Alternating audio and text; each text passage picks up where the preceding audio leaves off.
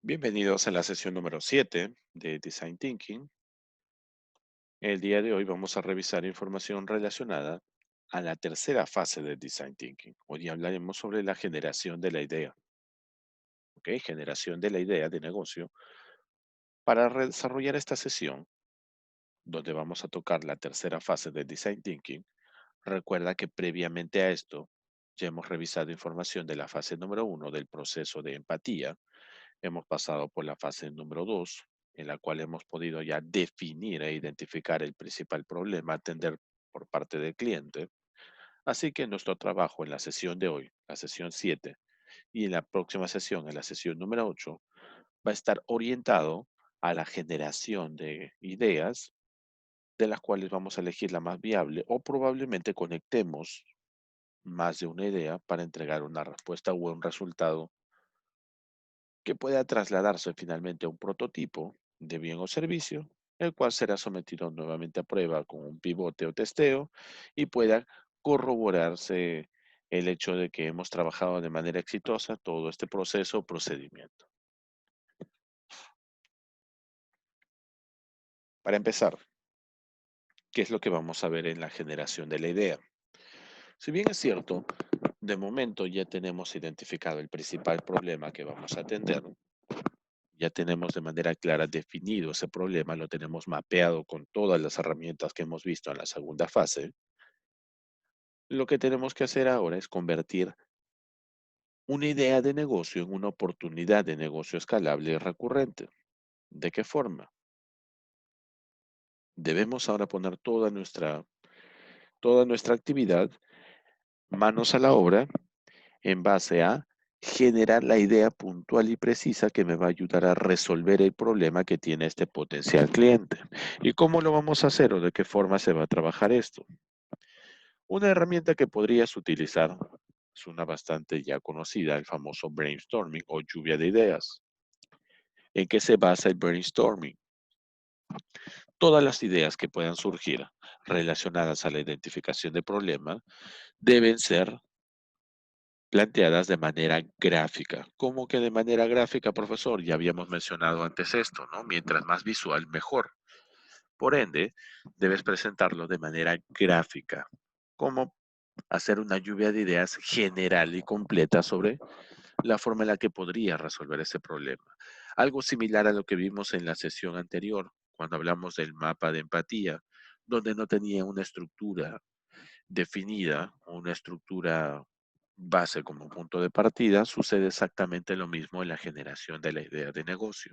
El brainstorming te va a permitir colocar de manera abierta, de manera libre, todas las ideas que tengas contigo que puedan ser orientadas o dirigidas, tanto tuyas como de todo tu equipo de trabajo, a resolver o atender un problema. ¿Ok? Recuerda que ahí radica la importancia de brainstorming, lluvia de ideas, no solamente ideas tuyas, sino ideas de todo el equipo de trabajo con el cual estás involucrado para desarrollar este proyecto. ¿Por qué es necesario que se trabaje con un equipo de trabajo y no de manera individual o aislada? Porque existen distintas posturas y puntos de vista sobre un mismo tema. ¿Ok? Existen diferentes formas y percepciones sobre un mismo problema y la forma de cómo se puede generar una idea que pueda atender o resolver este problema. Por eso es recomendable el trabajo en equipo. Recuerda también, nuevamente, mientras más visual mejor, así que toda esa información consignada en la lluvia de ideas debe ser plasmada de manera gráfica en una pizarra, en un muro, en una pared, en cualquier herramienta que puedas tener al alcance de la mano o un papelógrafo, pero debe ser presentado de manera visual, ¿ok? ¿Para qué sirve esa información? Para que todos los integrantes de tu equipo puedan conectar ideas entre sí y finalmente, no solamente quizás optar por una de ellas, sino al momento de conectar ideas, puedas generar no la idea solamente principal, sino ideas complementarias que reforzarían a la primera idea o propuesta de resolver el problema con el cliente. El brainwriting, ¿en qué consiste? El brainwriting consiste, número uno, en el brainstorming o en la lluvia de ideas. Cada uno de los integrantes del grupo o del equipo contribuía con sus propias ideas sobre cómo resolver o atender el problema principal. ¿Ok? Ahora, cuando hablamos del brainwriting, lo que estamos mencionando aquí es que en tiempo real, es decir, en ese preciso instante, en ese preciso momento, no es que cada uno ya tenga ideas predefinidas que ha colocado en un post-it, a diferencia del brainstorming, donde has colocado tus ideas en un post-it y las has pegado simplemente. En el brainwriting, lo que existe es la construcción de esas ideas, pero de manera paulatina. Es decir, comienza uno de los integrantes del equipo y elige pues un problema. El segundo de los integrantes, en base a esa información, puede generar otra idea de solución al problema. Le toca al tercero de los integrantes del equipo. No va a poner un post-it, sino que en base a la influencia de los dos primeros aportes de los dos integrantes anteriores, va a colocar una idea adicional y así, de manera consecutiva. Esto se denomina brainwriting. ¿Qué diferencia hay entre el brainstorming y el brainwriting? En el brainstorming, cada uno aporta ideas individuales. En cambio, en el brainwriting, cada uno aporta ideas individuales, pero conectadas entre sí a las anteriores. Así que es una muy buena forma de realizar un trabajo en equipo que te permita consolidar ideas u orientarlas hacia un punto en particular. El drawstorming, ¿en qué consiste? Tiene casi la misma mecánica que el brainwriting, pero en el drawstorming no consigna información de manera textual o literal. Lo que hace el drawstorming es consignar esa información, pero de manera gráfica, ¿ok? Consignar esa información de manera gráfica. Profesor, se parece muchísimo el brainstorming, el brainwriting y el drawstorming. En realidad sí guardan relación, porque en los tres tipos de herramienta haces uso de un trabajo en equipo. La diferencia nuevamente se encuentra en que el brainstorming es un aporte individual de ideas en un mapa general con la intención de conectar ideas. El brainwriting, ¿en qué consiste? Igual, en aportes individuales de ideas, pero que en este caso están conectados uno con otro, uno con las anteriores. ¿Ok? Es decir, está más orientado a mantener una sola línea de trabajo, o conectar ideas, no irte de manera, digamos, general por las ramas, ¿no? Ir a una misma línea de atención sobre un problema. ¿Cómo? Conectando ideas que guardan relación entre ellas. Y el drawstorming es exactamente lo mismo que el brainwriting, pero en este caso no vas a consignar ideas de manera textual. Lo que vas a hacer en el drawstorming es hacerlo por medio de gráficas. Porque acuérdate que mientras más gráfico, mientras más visual, mejor. ¿Ok? Entonces sí hay una relación entre el brainstorming, entre el brainwriting y entre el drawstorming. ¿Ok? ¿Existe una relación entre ellas tres? Sí. El trabajo en equipo.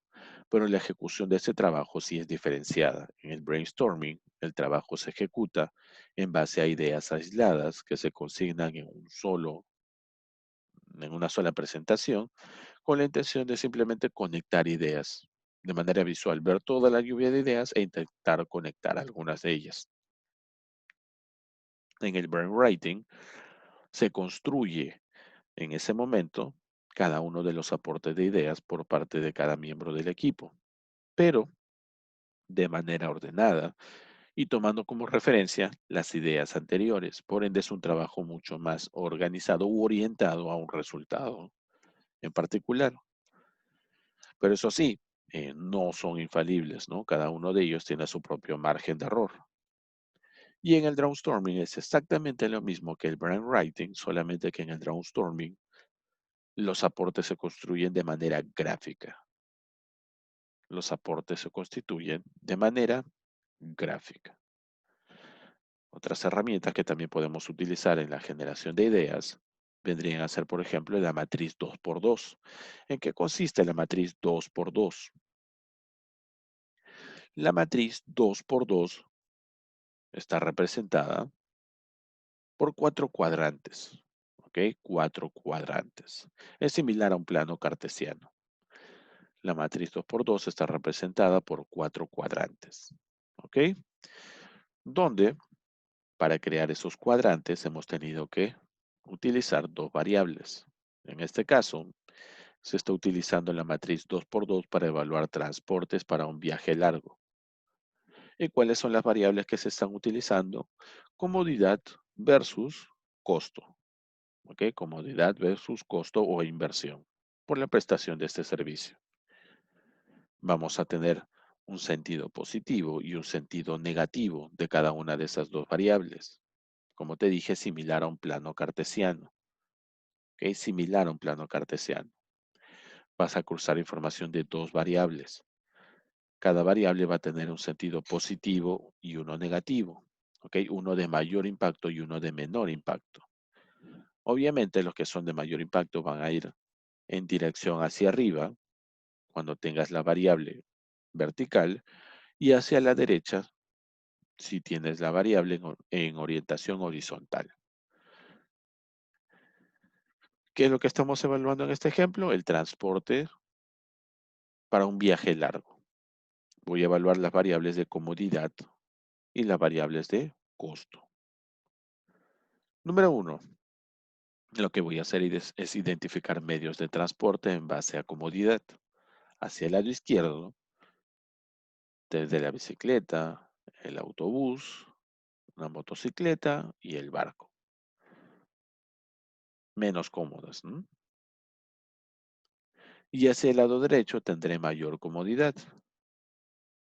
Un coche compartido probablemente, tu coche propio, un tren, un avión.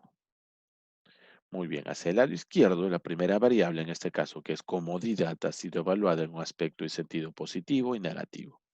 Para un viaje largo, ¿qué medio de transporte sería más cómodo? Un coche compartido probablemente, un coche propio, un tren, un avión. Para un viaje largo, ¿qué transporte sería menos cómodo para el usuario? Un viaje largo, obviamente una bicicleta no sería la mejor opción. Un barco probablemente tampoco. Una motocicleta no. Y un autobús tampoco es una excelente opción. Pero vamos a cruzar esa variable con la información obtenida de la variable costo. En sentido hacia arriba sería un costo más elevado y en sentido hacia abajo descendente sería un costo menor. De estas variables, voy a trabajar con la variable costos. De esos medios de transporte que acabo de mencionar, ¿cuáles son baratos? El barco, que también era poco cómodo, el coche propio, el tren y el avión, que también son económicos y son cómodos. Pero tengo otras opciones. La bicicleta, el autobús y la motocicleta son mucho más económicos, pero no dejan de ser incómodos para un viaje largo. El coche compartido es caro, profesor. Sí, pero también es cómodo. ¿Por cuál de estos cuadrantes debo optar? Acá tendrías que realizar el análisis de qué es lo que se acerca más al segmento de clientes que has elegido, al segmento de clientes del cual has levantado la información. ¿En base a qué? Acá he utilizado la variable costo o precio de oferta de servicio versus comodidad. Pregunta, ¿qué prevalece más en el segmento de clientes que tienes? En ese segmento de clientes que ya mapeaste. ¿Qué estilo de vida? El estilo de vida moderno, el estilo de vida progresista, el estilo de vida probablemente tecnológico, el estilo de vida emprendedor y cuáles son las características de ese estilo de vida. En base a ello tendrás que elegir uno de los cuadrantes y trabajar en base a esas ideas concebidas dentro del cuadrante. El de superior izquierdo, superior derecho, inferior izquierdo, inferior derecho. Esta es la herramienta de la matriz 2x2. Esta herramienta se llama matriz 2x2. Nuevamente, para hacer un resumen sobre lo que estamos viendo de momento. Estamos en la tercera fase del Design Thinking. Estamos en la fase de generar ideas. ¿Ok? Tu idea acá finalmente debe trasladarse en un modelo de negocio escalable y recurrente. ¿Cómo atiendes el proceso de identificar ideas de negocio? Número uno, puedes utilizar el brainstorming, como hemos mencionado, una lluvia de ideas de manera individual aportada por cada uno de los integrantes del equipo, en base a qué? A su propia perspectiva y observación sobre una situación. ¿Ok? No todos tenemos la misma forma de resolver un problema.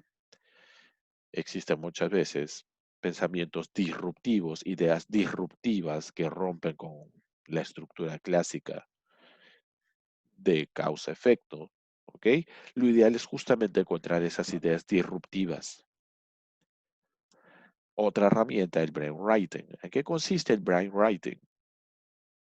Es casi lo mismo que el brainstorming, solamente que acá uno por uno, cada uno de los integrantes del equipo va a ir consignando su aporte o su idea conectada a las ideas anteriores.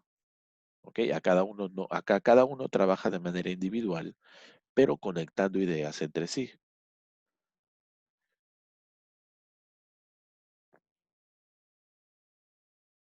Otra herramienta, el drawstorming. ¿En qué consiste el drawstorming? Es casi lo mismo que el brainwriting, solamente que en el drawstorming, ¿qué es lo que debes tener en cuenta? En el drawstorming, lo que debes tener en cuenta es que los aportes que vas a construir no van a ser textuales, no van a ser literales, van a ser aportes que deben constituirse de manera gráfica. ¿Por qué? Esto siguiendo la línea de que mientras más visual, mejor. ¿Ok? Eso lo hemos visto desde la primera fase del design thinking, desde el proceso de empatía. Y no vendría a ser la excepción ahora que estamos construyendo una lluvia de ideas, ahora que estamos desarrollando propuestas que podrían conectarse entre sí para finalmente trasladarse en un bien o servicio, que es el que vamos a desarrollar en la fase número 4, que es el prototipo. Así que de momento, estas tres herramientas, el brainstorming, el brainwriting y el drawstorming, se conectan entre sí, tienen casi la misma mecánica de trabajo, pero el impacto del resultado que entrega cada una de ellas es completamente diferente. Recuerda que también hemos hablado de la matriz 2x2. ¿En qué consiste la matriz 2x2? En la matriz 2x2 vas a construir una especie de plano cartesiano, ¿ok?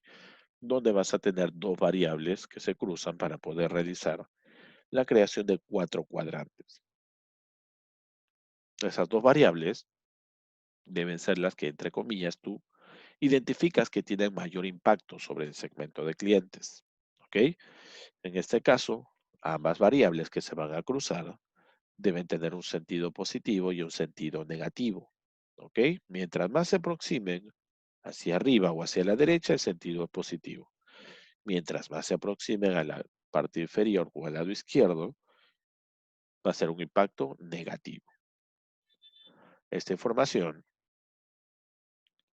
sale igual de una lluvia de ideas en general, ¿ok?